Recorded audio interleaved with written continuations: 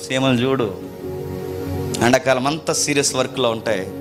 సరిగ్గా వాడికి వర్క్ చేయలేని టైంలో ఈ దాసినంతా తీసుకుంటూ రెస్ట్ టైంలో ఉంటాయి. మనం ఎలా అంటాం చెప్పండి? కష్టపడే టైంలో రెస్ట్ అంటాం. ఏ కష్టపడడానికి సమయం లేనప్పుడు వర్క్ అంటాం. ఇప్పుడు ఎవడెత్తాడు నీకు వర్క్? ఇస్తాడు నీకు వర్క్?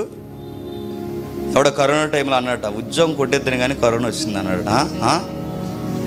కరోనా వచ్చిన వాళ్ళు కొట్టలేకపోయాడట. ఇంకానే ఎవరెస్ట్ అడ్డొచ్చేసింది అనలేదు. నేను అడుగుతున్నాను.